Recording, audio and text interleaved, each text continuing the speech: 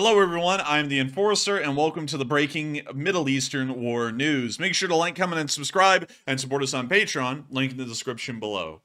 Starting off with our first news of the day, we have been able to confirm that Israeli Defense Forces have now besieged the city of Gaza, shutting off the southern roads, heading south and into the area of Han Yunis, as well as the area of the city of Rafah, but also surrounding Gaza from the northern area as well, as Israeli armor has been able to move at a somewhat fast pace through the countryside and the farm fields to make their way into the outskirts of Gaza and its suburbs, as well as to cut off the Gaza Strip straight through the middle.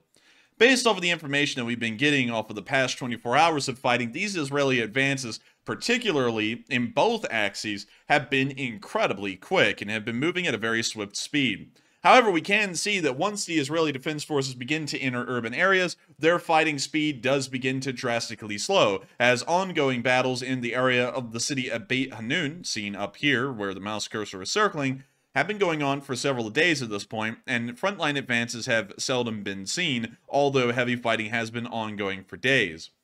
We can also see that this kind of a frontline advance is also very conducive to the kind of videos we've been getting from the battlefields in the southern part of the city of Gaza, as well as the area around Beit Hanoun, which shows an excessively high amount of armored vehicles being used by the Israelis, and almost completely absent of any infantry, which are escorting the armor towards the battlefield. Armor is something that has become a fairly obsolete notion in the modern world, specifically for people who have been watching the war in Ukraine, with many different weapons, including the cheap and readily available and very easy to find drone bomblets being able to destroy an excessively high number of tanks. This is something we've also seen inside of the Gaza Strip as well, with Israeli forces running into some issues every once in a while with Hamas-guided drones hitting their tanks or armored personnel carriers and causing them damage. This is something we've also started to see is not just a problem on the drone side of things, but also just on the ground warfare side of things. The Israeli doctrine heavily mitigates the use of infantry that have been dismounted from their vehicles unless if it's absolutely necessary. This is usually to mitigate casualties against Hamas forces, but we have been seeing video and picture evidence over the past day showing that Hamas terrorists have been able to take this to their advantage and practically storm directly onto some of the Israeli main battle tanks and plant IEDs onto their side and also fire RPGs at the columns, considering that there is not a large amount or any amount of infantry outside of the armored columns in the area to make sure to support the armor from infantry attacks, which of course is one of the armored forces' main weaknesses. However, while we've been seeing these setbacks, and they do appear to be nominal, as the Israeli Defense Forces have now stated that out of the entire incursion inside the Gaza Strip, only 16 Israeli soldiers have died, it does appear that this may become a little bit of a concern and require a doctrinal shift for the Israeli forces, as they're going to have to adapt to the kind of fighting that Hamas is bringing. Not only that, but Israel is also seeing that the tunnel system inside the Gaza Strip is proving somewhat difficult to work with. Hamas forces have been using the tunnel system extensively, especially in the areas of the Jor axis, which we see down here in the south, which is the one that has split the Gaza Strip into two. We have seen the excessive amount of tunnel usage in this area that indicates that Hamas activity may be difficult to quell, specifically in the farm fields in between Gaza and the settlements further south. Moving on from that little bit of news, we have also seen that there has been some heavy nighttime operations just over these past few hours, as pictures are coming out from the northern area of the Gaza Strip showing a high amount of star shells being used by the Israeli Defense Forces and also a heavy amount of smoke coming off of the ground. Many of these well, more so not flares, but more so streaks of smoke that you're seeing in the sky are all coming from star shells that have been fired over the previous few minutes and continue to be fired, so that way they may illuminate the ground in the middle of the night, so that way Israeli forces can continue to fight without really having the need at all for any kind of night vision devices. It is showing that the Israelis are trying to keep up a very consistent tempo of fighting, and instead of going into heavy fighting during the day, less fighting during the night, they're going to be using these star shells to make sure that their armed forces can practically operate on shifts, where some units fight during the daytime and other units take their place to continue on nighttime fighting, practically giving Hamas no real chance to reorganize and regroup during the nighttime hours for the next day's fighting, as the fighting is nearly non-stop at this point, especially with the indication that star shells are now being used almost on a consistent basis. We've also seen that these star shells have been the point of some interesting statements, and to go back to these pictures really quickly, some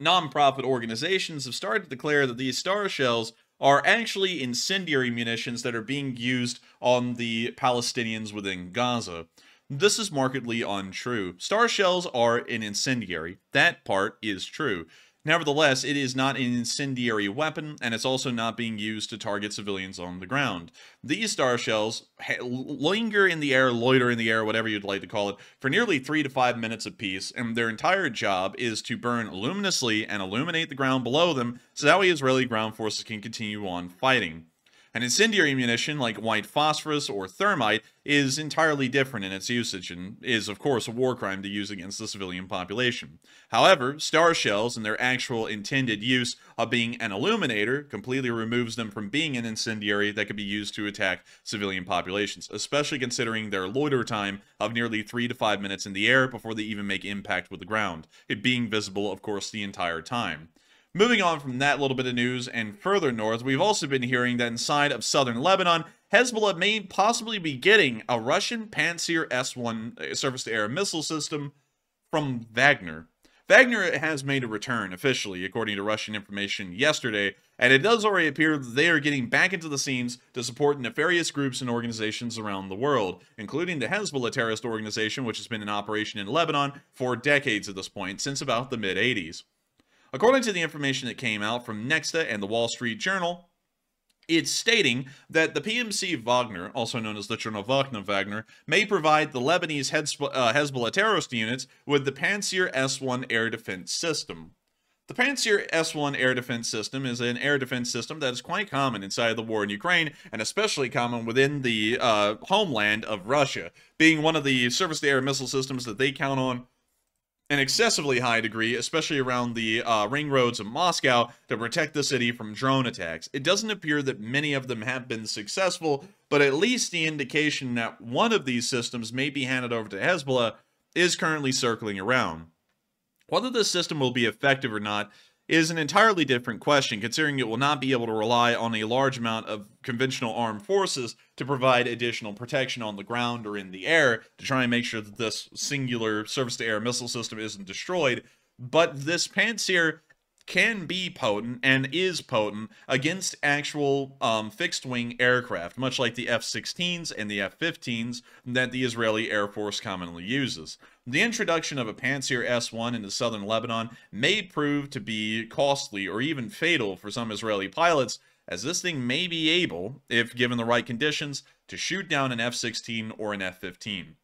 At the moment, we do know that the Israelis do possess AGM-88 HARM anti-radiation missiles, which are purpose-built to destroy surface-to-air missile systems like these, but the question is whether this Pantsir system would be able to attack or even destroy an Israeli aircraft before an anti-radiation missile could possibly be used against it to knock it out.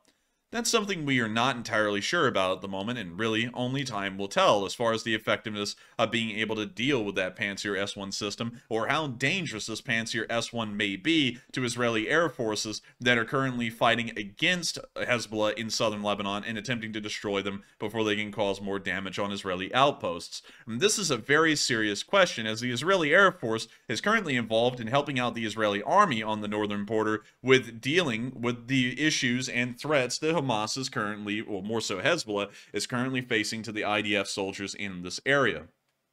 According to a statement, the Israeli Defense Forces say that it has again responded to fire from southern Lebanon, and from a direct quote of the IDF, a short while ago, a terrorist cell attempted to launch anti-tank missiles from Lebanon towards the area of Livni in northern Israel, the IDF said in a statement. IDF soldiers struck the cell and a hit was identified. In addition, the soldiers struck 2 anti-tank missile launching posts in Lebanon, of course showing the heavy use and the heavy reliance of terrorist forces like Hezbollah and Hamas on ATGM systems to try and give themselves an additional amount of firepower against the Israeli forces. The Israeli Air Force has been heavily involved in dealing with these ATGM sites for the past several weeks, being used to great effect to be able to knock out these ATGM sites in the middle of them operating against the Israeli army. If that Pantsir S-1 system is introduced into southern Lebanon, we may see that Israeli Air Force effectiveness is drastically reduced, as they're now having to operate far more cautiously to account for the Pantsir surface-to-air missile system, or they will have to stop air operations entirely until a seed mission can be conducted that would be able to destroy that Pantsir S-1 before it could destroy another Israeli aircraft. Moving on into southern Israel, we have seen that the Arrow 2 anti-ballistic missile system, just introduced into service very recently, has been doing amazing work at intercepting Houthi missiles, which are continuously being fired into the area of southern Israel even to this day. But you see video footage right here from the Arrow 2 system showing their Arrow intercepting the Houthi missile right there in the sky. It's a very interesting clip, and does show us that the Arrow 2 missile system is being proven to be quite effective. We currently don't have any data or information on its interception rates, but based off of public information that we've been able to find, along with video footage, and the amount of information of any kind of a Houthi missile hitting Israeli territory, it does appear that at the moment, the Arrow 2's anti-ballistic missile system interception rate is nearly 100%, as we have not heard of any documented accounts of Houthi missiles hitting targets inside of Israel. And of course, excluding the missiles, the Houthi missiles that were shot down by the Israeli Air Force, the U.S. Navy, or the Israeli Navy, and leaving the rest of them to be shot down by the Arrow 2 missile system, it does appear that it has been incredibly successful in completing its job. Moving on into Iraq, we have heard that U.S. forces have continued to be attacked even into today, with this news coming out just an hour ago that U.S. troops in Iraq are once again being attacked in some part of the country. We do not know if this is al-Assad, the victory base at the Baghdad International Airport, or any other smaller military camp that the U.S. has inside of Iraq that was initially meant and set up in the mid-2010s to deal with counterterrorism, such as against ISIS, which was rapidly growing in the region of Syria and Iraq.